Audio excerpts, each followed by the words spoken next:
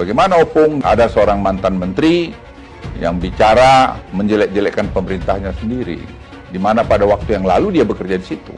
Jadi saya nggak ngerti bagaimana Tom Lembong memberikan statement seperti ini. Bagaimana Anda memberikan advies bohong kepada calon pemimpin yang Anda dukung? Saya sedih lihat Anda di situ. Artinya intelektual Anda itu menurut saya jadi ragukan. Oke, mungkin Anda betul seorang intelektual, tapi karakter Anda itu menurut saya nggak bagus. Anda jangan GR juga, bilang kasih note kepada ayahnya Mas Gibran. Emang hanya Tom Lembong aja. Yang paling banyak kasih note pada presiden itu adalah Menlu, Ibu Retno. Karena setiap bilateral beliau yang ngasihkan itu. Dan itu bukan terjadi pada Presiden Jokowi saja. Semua kepala negara itu kalau bilateral pasti ada yang di belakang yang ngasih note itu. Apakah karena Anda hebat melakukan itu? Tidak, itu tugas Anda sebagai pembantu presiden, sebagai Menteri Perdagangan waktu itu, sebagai Kepala BKPM. Tapi Anda harus refleksi juga, apa sih yang Anda lakukan sudah Menteri Perdagangan? Coba tanya dirimu. Waktu Anda BKPM, apa yang Anda lakukan? Coba. Saya ingat betul itu, bagaimana Anda curhat ke saya. Tapi itu kan sampai Anda meninggalkan kabinet, tidak pernah selesai. Sekarang kami yang menyelesaikan itu. Online single submission itu, yang sudah digadang-gadang bakal selesai begini, begono, dan segala macam itu. Menurut saya, etis ini menarik sekali. Boleh nggak saya balik pertanyaan ini kepada bapak-bapak yang duduk di sini? Jadi dari kemarin ketika Prof. Mahfud mengkritik food estate, mengkritik soal hukum, yang dimana beliau adalah Menko Polhukamnya, beliau adalah pembantu presiden, beliau adalah bagian dari pemerintahan tersebut. Apakah itu etis? Gus Muhaimin adalah ketua umum Partai Kebangkitan Bangsa PKB, adalah bagian dari pemerintahan saat ini. Gus Muhaimin mengkritik pemerintahan saat ini, masih menjadi bagian dari pemerintahan saat ini. Pak Tom Lembong ketika itu adalah menterinya Pak Jokowi, sekarang menyerang Pak Jokowi, mengatakan bicara soal contekan segala macam. Apakah itu etis? Dan satu lagi yang terakhir, Pak Anies dalam debat pertama dan debat ketiga, Pak Anies ketika diberhentikan oleh Presiden Jokowi sebagai menteri, yang menolong, yang mensupport, yang menjadikan Pak Anies Gubernur DKI Jakarta namanya Bapak Prabowo Subianto. Pak Anies menyerang, membabi buta Pak Prabowo dalam debat pertama dan debat ketiga. Apakah itu etis? Mas Anies gak usah takut, disebut aja angkanya berapa gitu loh. 11 Mas, dari 100. Kita menyaksikan Gus Imin menjaga marwah debat. Gus Imin menyampaikan substansi. Tidak perlu banyak atraksi, karena memang substansinya udah bagus. Kalau substansinya lemah, nah baru atraksi itu dipakai untuk nutupin kelemahannya. Bapak semalam ini Gus Imin nilainya berapa? Iya, kemarin pelukan sama Apa? Gus Imin. Nilainya pelukan sama Gus Imin kayaknya. Saya kasih 11 lah. 11 dari 10. Nomor 1 dan tim suksesnya sering menggaungkan LFP, lithium ferrofosfat. Saya nggak tahu ini pasangan nomor 1 ini anti nikel atau gimana. Mohon dijelaskan. Bagaimana Gus? Cukup? Saya jelaskan juga nggak apa-apa. Lithium ferrofosfat itu sering digaungkan Pak Tom Lembong itu. Lithium ferrofosfat. Tenang Pak Gibran, semua ada etikanya, termasuk kita diskusi di sini bukan tebak-tebakan definisi, tebak-tebakan singkatan. Jangan-jangan kalau kita tebak-tebakan definisi di sini, saya ragu kita ini levelnya SD, SMP, atau jangan-jangan ijazah kita palsu semua di sini. Ini yang mengagetkan. Jadi kalau tebak-tebakan, ya bukan di sini levelnya. Di sini adalah kebijakan kita untuk memimpin negara. Prinsipnya sederhana. Semua kembali kepada etika Pak Gibran. Etika, sekali lagi etika. Ini agak aneh ya, yang sering ngomongin LFP itu tim sesnya, tapi cawapresnya nggak paham LFP itu apa. Kan aneh.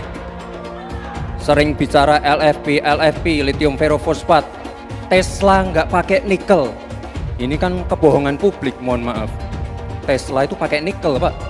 Dan kita sekarang, Indonesia itu adalah negara yang punya cadangan nikel terbesar sedunia. Ini kekuatan kita, ini bargaining kita. Saya nggak tahu ya, Pak Tom Lembong dan tim sesnya sering nggak diskusi dengan cawapresnya. Masa cawapresnya nggak paham? Aneh loh. Untuk Anies Baswedan, ya Nis ya, denger nih. Sebaiknya kau itu jangan terlalu banyak ngomong, jangan terlalu banyak menyindir-nyindir orang, jangan selalu melihat kesalahan-kesalahan orang, seolah kau yang udah paling benar. Semakin kau banyak ngomong, omongan kau itu blunder. Kau sendiri gak ngerti apa yang kau omongin. Sekarang A, besok berubah B. Sebaiknya kau tunjukkan kinerja kau aja, prestasi kau aja apa. Walaupun kau udah jadi gubernur gagal di DKI 5 tahun, nah jangan kau bikin juga gagal Indonesia ini. Ya, manusia yang terlalu banyak ngomong seperti kau itu adalah ciri-ciri manusia munafik. Manusia munafik sangat dibenci oleh Allah Subhanahu wa taala.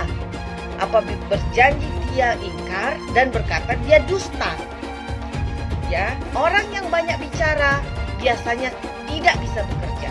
Paham itu ya Anies Baswedan? Banyak yang ngajak aku buat dukung Pak Anies di Pilpres ini, tapi aku tolak karena jujur aku kurang seret sama rekam jejaknya sih. Loh, kok bisa? Di sini kita bahas berdasarkan data ya. Kalau menurutku, dari janji-janji utama Pak Anies pas kampanye jadi gubernur DKI, hasilnya ternyata justru mengecewakan sih. Misal program rumah DP 0 rupiah. Dari target awal 200.000 unit hunian, sampai akhir beliau menjabat yang dibangun cuma 2.000-an unit, alias cuma 1% dari target awal. Dan yang awalnya dikhususkan untuk yang berpenghasilan 7 juta ke bawah, ujungnya yang bergaji 14 juta pun juga boleh beli. Udah gitu, pengadaan lahannya juga kena kasus korupsi ya. Lalu program OKOC, hasilnya juga nol besar ya. Loh, tapi OKOC kan programnya Pak Sandi, Bang. Nggak ada dulu namanya program wakil. Yang ada ya program gubernur. Dan di saat beliau selalu menekankan soal keberpihakan, faktanya beliau malah menghabiskan triliunan buat balapan Formula E, yang menurutku cuma bisa dinikmati segelintir masyarakat menengah ke atas. Dan yang paling bikin aku khawatir, Pak Anies juga punya rekam jejak untuk menghentikan program Pak Jokowi ya. Misal Balai Kota Jakarta yang di zaman Pak Jokowi terbuka untuk pengaduan masyarakat, sama beliau malah ditutup. Juga program normalisasi sungai Pak Jokowi diubah jadi naturalisasi, dan pengerjaannya pun mandek ya. Mungkin karena hal-hal seperti ini juga yang bikin beliau dulu diberhentikan sebagai menteri oleh Pak Jokowi.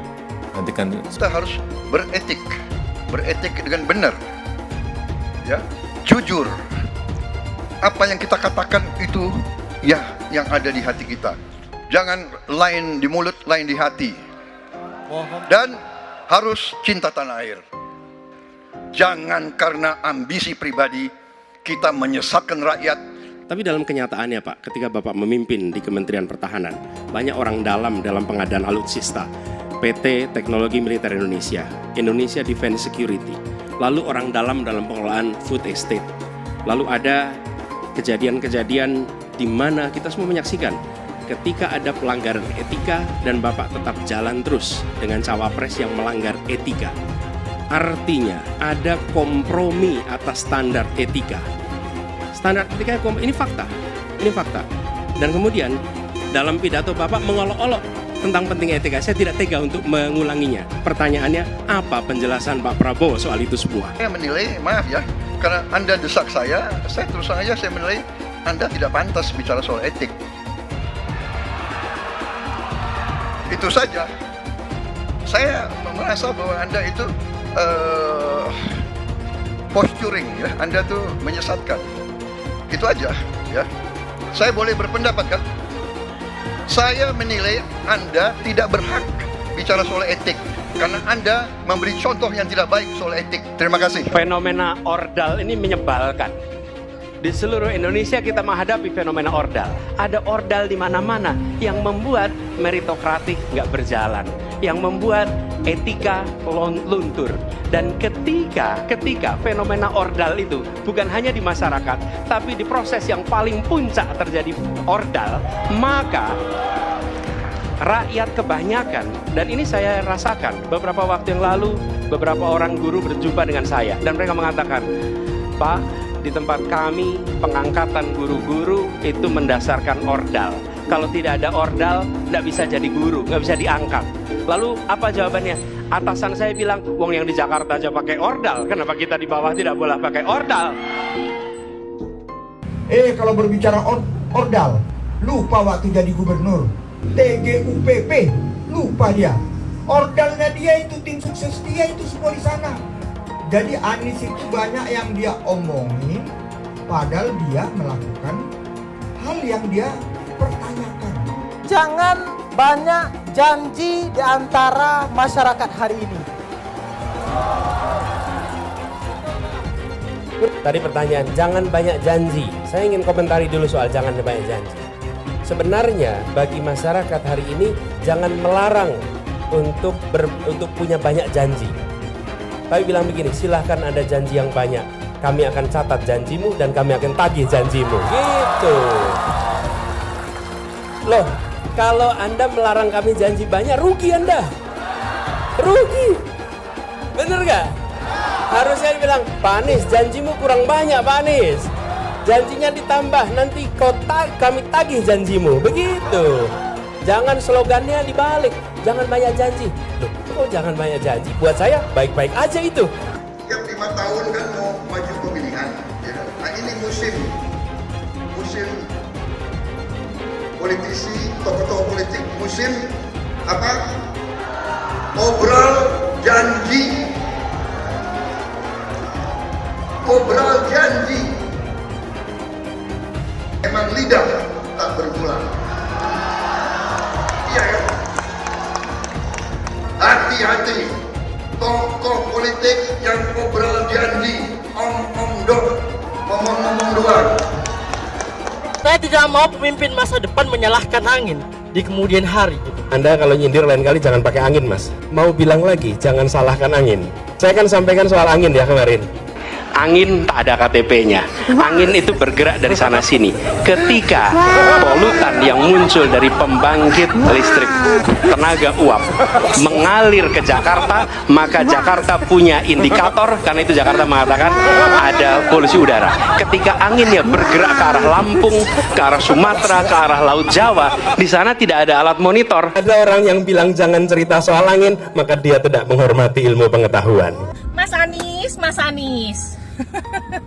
Mas Anies, Mas Anies, masa sih angin kok sampai nggak punya KTP lo ya? Angin keluar, angin masuk, angin keluar, masuk angin dodo ya, angin puting beliung, wes angin-anginan itu kok semua bisanya nggak punya KTP itu lo ya? Angin dari Jakarta ke Lampung ke Sumatera ke Jawa itu ya, kok bisanya liar begitu?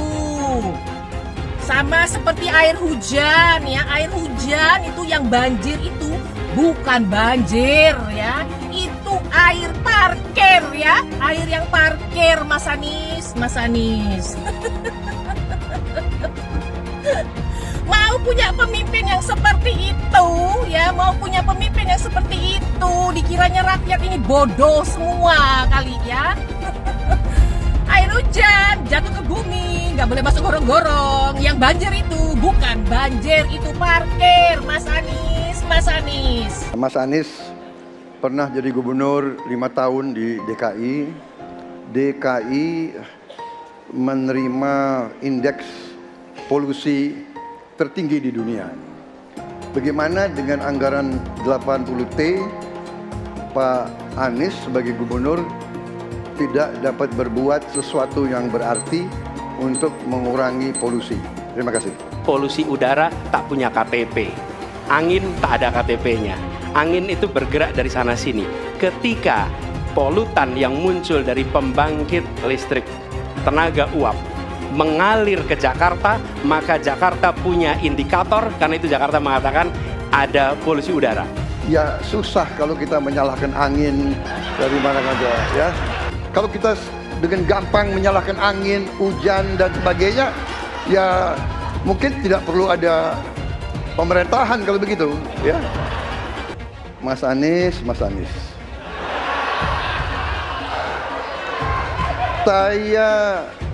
Saya berpendapat Mas Anies ini agak berlebihan. Mas Anies mengeluh tentang demokrasi ini dan itu dan ini. Mas Anies dipilih jadi gubernur DKI menghadapi pemerintah yang berkuasa. Saya yang mengusung Bapak.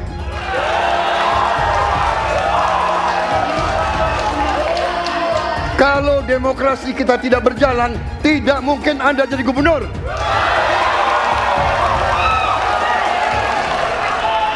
Kalau Jokowi diktator, Anda tidak mungkin jadi gubernur. Saya waktu itu oposisi, Mas Anies. Anda ke rumah saya, kita oposisi, Anda terpilih. Tujuannya bukan semata-mata tentang mentiadakan kekerasan. Karena damai itu bukan tiada kekerasan, damai itu ada keadilan. Itu prinsip utamanya, bahwa yang harus dihadirkan bukan tidak ada kekerasan, tapi keadilan. Tunggu dulu, aku mau jawab.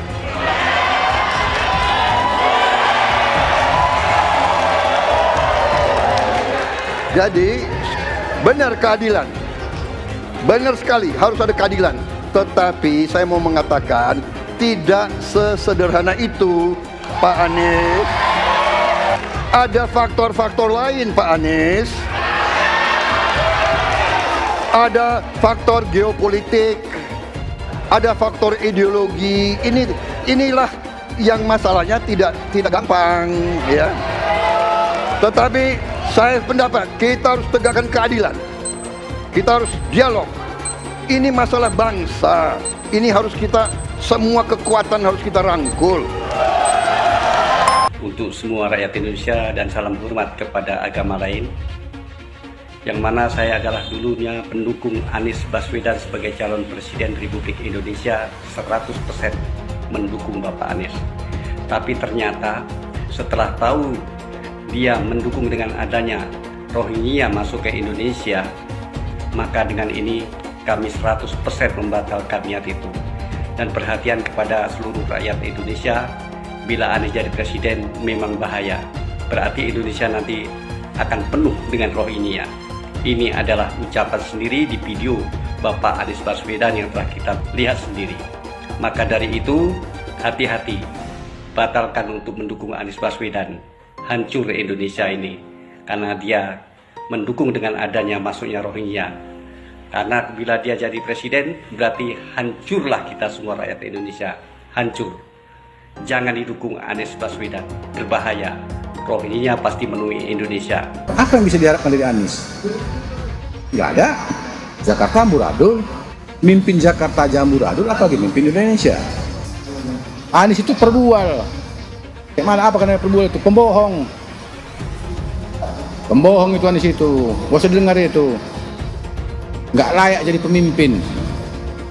Apalagi jadi presiden. Di Jakarta aja kamu tengok itu amburadul. Di Jakarta tingkat kemiskinan tinggi. Pembangunan apa yang bisa dibangun Jakarta? Satu puskesmas pun bangunnya nggak ada. Masjid aja nggak ada dibangun. Mau ibadah. Di mana-mana kelebihan bayar. Apa yang bisa dibangun Anies? Satu aja nggak ada. Satu saja tunjukkan apa yang bikin Anies dibangun di Jakarta. Ganjar belum kampanye saja tetap di atas, apalagi sudah kampanye.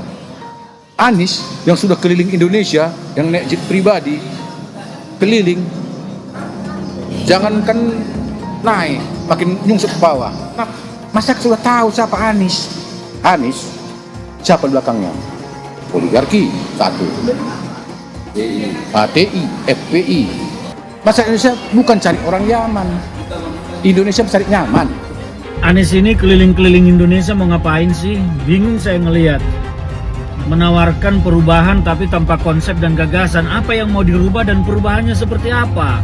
Apakah akan merubah negara Pancasila menjadi negara khilafah juga nggak jelas. Jadi perubahan apa yang mau ketawarkan nih? Jadi jangan berharap dapat lotre lah nih tiba-tiba jadi presiden Indonesia. Nggak, Indonesia ini terlalu luas, terlalu besar. Jangan bermimpi lah. Bicara ke sana ke sini keliling Indonesia seolah-olah paham dan mengerti masalah negara. Lawang jadi gubernur aja 5 tahun kamu nggak ngerti masalah Jakarta. Apa yang kamu lakukan dengan Jakarta? Nggak ada nih, nggak ada. Masalah Jakarta segitu banyak tak satu pun yang selesai. Yang ada malah kerusakan bertambah. Anies hendak jadi presiden, hendak mengadakan perubahan. Perubahan apa nak kau buat? Nak kau balik Indonesia ini telontang jadi telangkup. Yang sudah maju dipandang mata dunia, hendak kau manakan lagi? Apa yang makanya kalau nak baca itu pidato tuh, hendak merubah Indonesia, sebutkan apa yang hendak dirubah. Jangan kata rubah ada, tapi yang hendak dirubah tak ada. Serupa dengan rekam jejak.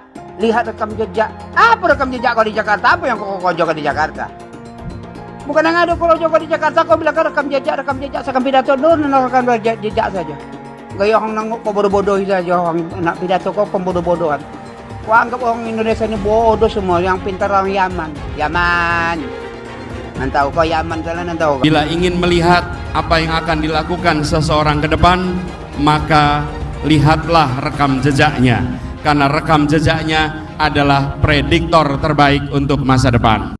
Pemilihan Gubernur DKI Jakarta yang kemudian memenangkan Saudara Anies Rashid Baswedan sebagai gubernur saat itu juga tidak lepas dari peran dan kedudukan dari HTI maupun FPI yang saat itu dianggap punya peran sentral dalam memenangkan Anies Baswedan. Hak konstitusional itu dirampas oleh rejim Jokowi. Kemudian ketika bergulir kekuasaan baru, ada presiden baru dan Hizbut Tahrir Indonesia dan Front Pembela Islam menuntut kembali haknya, hak konstitusionalnya. Dan kalau Partai Nasdem mau konsisten ya dengan dua narasi ya, narasi perubahan dan narasi restorasi, dia harus merestorasi hak konstitusional HTI dan FPI yang pernah dirampas. Dan kemudian ketika mereka berkuasa, presiden yang didukung Nasdem itu berkuasa, dikembalikan, direstorasi gitu loh. Lah ini wajar. Jadi SKB HTI dikembalikan, ya SKTP dikembalikan, kemudian kita hidup damai, HTI dikasih porsinya. Apa porsi HTI? Pengen ada kadernya jadi menteri. Apa sih salahnya kita umat Islam mengatur negeri ini dengan syariah kita? Belum lama ini ada kabar yang seram terkait ormas terlarang yang selama ini dikabarkan dekat dengan Anies Baswedan. Akan ada tuntutan besar-besaran kepada Anies untuk memulihkan kedua organisasi tersebut yang sekarang sudah dicap terlarang. Maksudnya, jika Anies jadi presiden, dia kan akan punya kewenangan untuk kembali memberikan izin pada ormas terlarang itu. Karena mereka ini sudah berjuang habis-habisan untuk mendukung Anies. Gimana kalau Anies menolak tuntutan itu? Tentu akan ada demo besar-besaran. Mungkin bahkan akan ada gelombang demo berjilid-jilid karena mereka telah dikecewakan oleh Anies, padahal sudah didukung dari awal.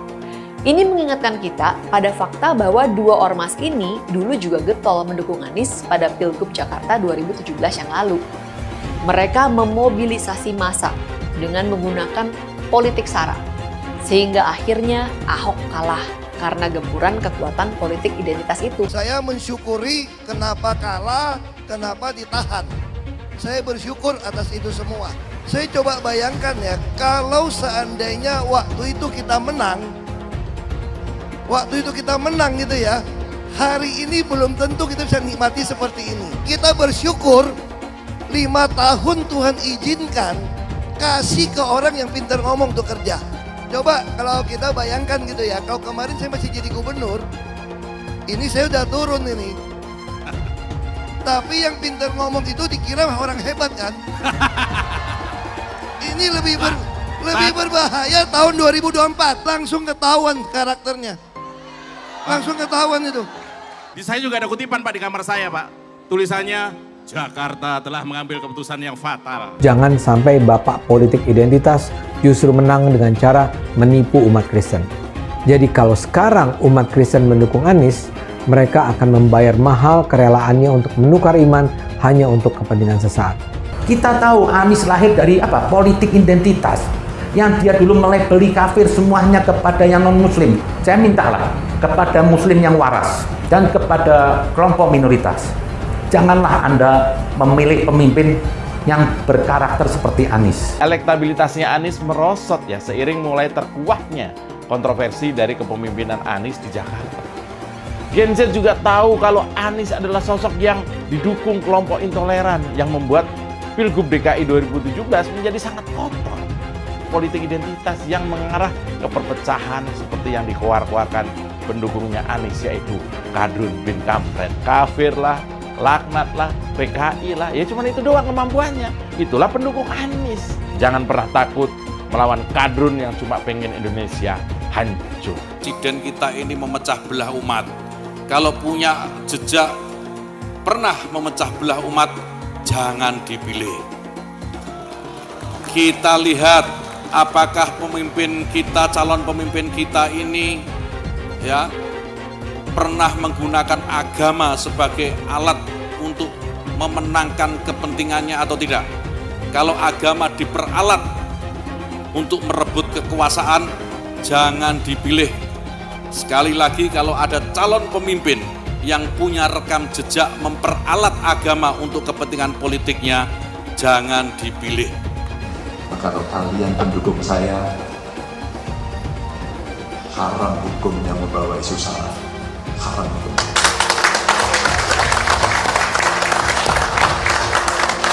Kita sudah lelah dengan isu itu. Kita menjadi bangsa yang terbelah. Dan untuk mengembalikan susah. Bapak Politik Identitas Indonesia Anies Baswedan, Bapak Intoleransi Indonesia Anies Baswedan, jangan lupakan, jangan terlena, jangan sampai dia pecahkan kita dengan dagangan ayat dan mayatnya. Air itu turun dari langit, turunnya ke atap rumah langsung sumur bor, bukan ke sungai dan ke laut. Saya ingatkan, jangan ada lagi politik identitas. Jangan ada lagi politisasi agama. Penjajahan di depan mata itu di Jakarta. Kita semua pribumi ditindas, kini saatnya kita menjadi tuan rumah di negeri sendiri. Saya bilang, Nis, ente nggak bisa jadi presiden. Kenapa? Karena presiden adalah orang Indonesia asli, saya bilang. PKI yang kita harapkan, Anies Baswedan yang begitu jelas Islamnya. 4 tahun 8 bulan jadi gubernur. Mana peraturan pergub saja yang melarang miras? Mana perda Islam apalagi? Yang akhirnya tidak berani juga menegakkan hukum. Banjir tetap banjir, macet tetap macet, kriminalitas Jakarta. Anda tahu, 2 menit sekali terjadi pencurian. Sekarang orang sedang euforia, dia mau dicapreskan. Bagaimana umat terjebak lagi, bodoh lagi, masuk lagi. Kalau misalnya memang Anies itu mau maju dan dia tekad mau menegakkan hukum Islam dan menyatakan perlawanan, saya penuh. Tapi dia tidak lakukan itu. Jangan hanya konsentrasi pada pembangunan benda-benda mati yang indah difoto dan bisa ditunjukkan dalam 5 tahun hasilnya. Kalau kita mau menilai sebuah janji, maka lihat janjinya atau lihat kenyataannya. Dulu janjinya apa ya? Dan ini aneh, betul-betul aneh. Ini bukan kampanye, tapi saya sampaikan sini. Di satu sisi menyiapkan jalur-jalur air untuk dikirim ke laut, di sisi lain di lautnya dipasang dengan pulau reklamasi, tinggal tunggu waktu jadi rob, air balik. Dan ini melawan sunnatullah. Kenapa? Air itu turun dari langit ke bumi, bukan ke laut. Harusnya dimasukkan ke dalam bumi, masukkan tanah. Di seluruh dunia air jatuh itu dimasukkan ke tanah, bukan dialirkan pakai gorong-gorong raksasa ke laut. Jakarta telah mengambil keputusan yang fatal. Bukan banjir, itu memang parkir air. Bukan banjir, itu memang parkir air. Masyarakat berkeliling dengan membawa toa untuk memberitahu semuanya, termasuk sirine. IKI-Bond 82 miliar. Apa alat transportasi yang dimiliki oleh hampir setiap orang? Alat transportasi yang dimiliki semua orang adalah kaki. Kalau seandainya orang Jakarta percaya Pak Anies jadi gubernur pun, saya berani jamin kok dia akan lakukan normalisasi yang sama seperti saya lakukan kok. Nggak usah bohong lah. Jadi ketika air sampai di muara, maka siap untuk dipompa ke laut. Pancasila Soekarno, ketuhanan ada di pantai. Anak Tuhan dari mana? Kalau Yesus anak Tuhan, bidangnya siapa? Besok di seluruh wilayah Indonesia kami katakan damai. Iblis hanya menggoda orang yang beriman. Makanya jarang-jarang orang kafir kerasukan setan. Yang kerasukan setan itu orang baik-baik. Jarang, saya belum pernah nengok Cina kerasukan setan. Pernah tak Ahok itu kerasukan setan? Enggak, setannya juga. Karena sesama setan jarang saling menggoda. Karena di salib itu ada jin kafir. Haleluya. Kepalanya ke kiri apa ke kanan?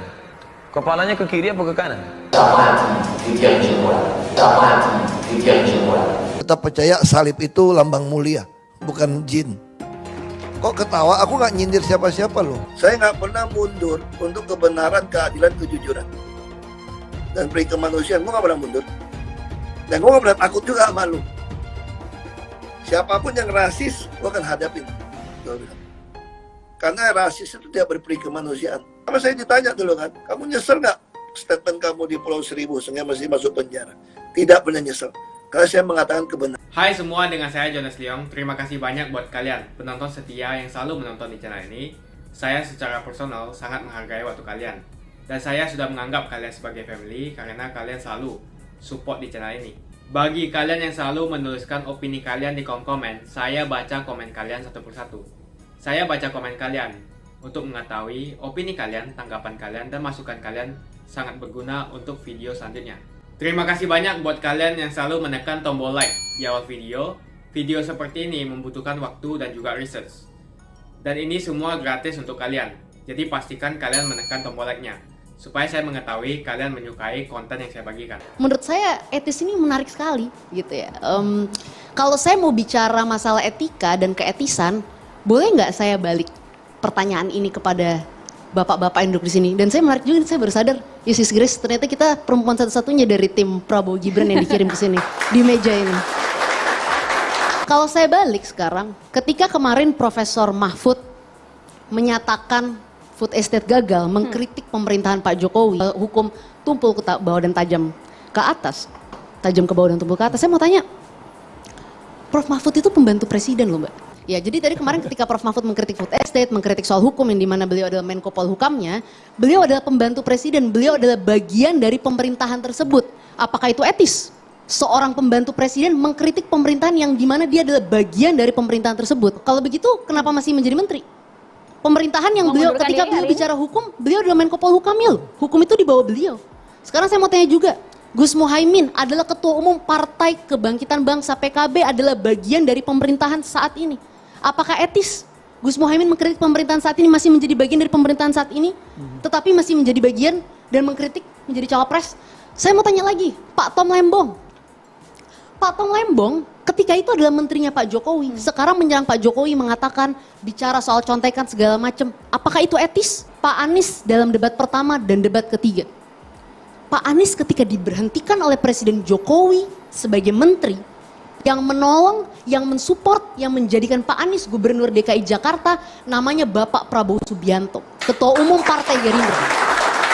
Pak Anies menyerang, membabi buta Pak Prabowo dalam debat pertama dan debat ketiga. Orang yang menolong beliau, apakah itu etis? Saya sekarang tanyakan kembali, silahkan publik menilai. Kalau kita mau bicara santun-santunan, tidak ada keyword negatif terkait Mas Gibran. Sekarang keyword yang sedang trending adalah inflasi hijau, membicarakan tentang substansi. Jadi silakan aja buka di data Google Trend. Kalau kita buka TikTok dan lain sebagainya, percakapannya cukup positif. Jadi jangan hanya berbasis pada satu platform. Sesuatu yang bagus dari Kementerian Polhukam atau Kementerian Desa seperti kemarin diceritakan oleh Gus Muhaimin, itu diklaim sebagai prestasi. Tetapi jika ada yang tidak bagus, berlindung di balik kami cawapres, maka kami berhak mengkritik pemerintah. Pada dasarnya masih menteri aktif dan masih bagian dari pemerintah. Semua orang bicara soal Mas Gibran katanya tidak santun dan lain sebagainya. Ketika Mas Gibran berbicara hal yang sangat penting, hal yang sangat substantif terkait green inflation, Pak Mahfud menjawab itu dengan pertanyaan recehan loh. Padahal itu pertanyaan yang sangat penting. Yang kedua, memang ada orang yang senang hidup dalam perpecahan, ada orang yang senang hidup dalam persatuan. Kalau saya memilih hidup dalam persatuan. Kemarin saya hadir dalam sebuah acara di mana Pak Prabowo menyatakan kita harus menang tanpa ngasorake, menang tanpa menyakiti. Pak Jokowi itu menang tanpa menyakiti, mengajak Pak Prabowo gabung ke dalam pemerintahannya. Dan Pak Prabowo berjiwa besar untuk bergabung dalam pemerintahan Pak Jokowi. Saya ini siapa? Kita ini semua siapa? Kalau dua tokoh besar itu bisa bergabung, mencontohkan kepada kita bahwa persatuan yang paling penting, kebersamaan yang paling penting, gitu. Semua sedang berkontestasi. Selesai kontestasi, kita kembali berrekonsiliasi. Itu yang dicontohkan oleh Pak Jokowi dan Pak Prabowo. Bayangkan kalau ketika COVID-19, Pak Prabowo tidak bergabung dalam pemerintahan yang sama. Menteri itu adalah pembantu presiden, Bang. Menteri itu adalah pelaku. Menteri itu tugasnya melaksanakan visi dan memastikan visi presiden tereksekusi dengan baik menjadi sebuah kebijakan. Jadi sungguh tidak etis ketika seorang menteri secara terbuka mengkritik, menteri aktif secara terbuka mengkritik kebijakan presiden yang notabene adalah bosnya.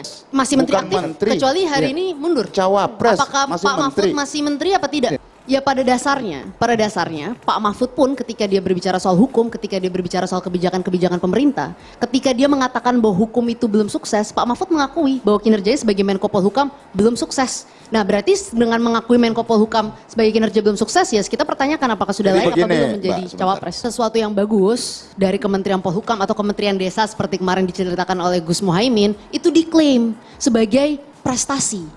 Tetapi jika ada yang tidak bagus, berlindung di balik kami cawapres, maka kami berhak mengkritik pemerintah. Pada dasarnya masih menteri aktif dan masih bagian dari pemerintah. Respon publik terhadap pasangan kita. Tadi kan ditanya gimana sih sebenarnya evaluasi dan respon. Pasti kita selalu melakukan evaluasi, pasti ada kritik-kritik dan lain sebagainya. Tetapi kita harus melihat fakta dan reaksi masyarakat. Kita semua di sini boleh berdebat dan berbicara berbagai macam isu. Nyatanya dari debat pertama hingga saat ini, survei Pak Prabowo dan Mas Gibran konsisten naik dan hari ini berada di angka 48,5%. Artinya apa? Artinya publik, masyarakat merasa puas, merasa senang, dan merasa bahwa pilihan yang terbaik untuk melanjutkan pembangunan Pak Jokowi ke depan itu namanya Pak Prabowo dan Mas Gibran.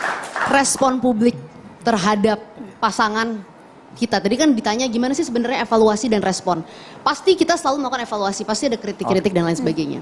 Tetapi kita harus melihat fakta dan reaksi masyarakat. Kita semua di sini boleh berdebat dan berbicara berbagai macam isu. Nyatanya dari debat pertama hingga saat ini, survei Pak Prabowo dan Mas Gibran konsisten naik dan hari ini berada di angka 48,5%. Artinya apa? Artinya publik, masyarakat merasa puas, merasa senang, dan merasa bahwa pilihan yang terbaik untuk melanjutkan pembangunan Pak Jokowi ke depan itu namanya Pak Prabowo dan Mas Gibran.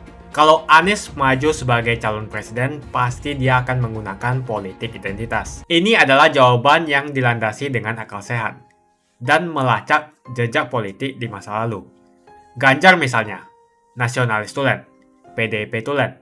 Dia tidak akan mungkin memanfaatkan alasan agama, suku, ras untuk mengangkat dirinya atau menjatuhkan lawannya. Ini bukan saja karena elektabilitas yang sudah tinggi, tapi juga karena dia tidak mungkin mendorong masyarakat memilih dengan alasan identitas.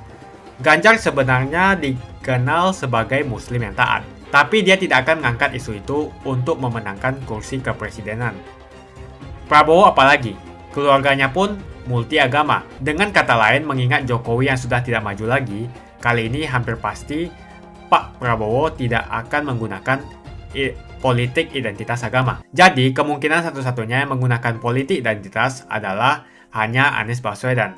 Pertanyaan itu lantas saja menimbulkan amarah di kubu Anies, salah satunya dari kelompok khilafah. Orang kepercayaan Anies menyatakan politik identitas adalah framing yang selalu dibangun untuk menyudutkan, padahal selama kepemimpinan Anies Baswedan sebagai gubernur tidak sekalipun Anies membeda-bedakan warga berdasarkan agama dan ras. Buat saya, apakah benar menyebut politik identitas itu adalah sekedar framing untuk menyudutkan Anies? Saya akan membantah pernyataan itu. Kubu Anies terus berusaha mengaburkan makna politik identitas. Mereka berulang kali bilang bahwa identitas adalah hal yang alamiah dalam kehidupan manusia. Jadi apa salahnya dengan menonjolkan identitas keislaman seorang calon presiden? Tapi saya yakin Anies tahu yang dimaksud dengan politik identitas adalah politik yang menggunakan agama sebagai alasan mengapa seorang kandidat harus dipilih atau mengapa seorang kandidat jangan dipilih. Politik identitas ini sangat berbahaya. Politik identitas membuat masyarakat menjadi tidak rasional dalam berpolitik. Yang menjadi faktor utama dalam politik identitas adalah agama.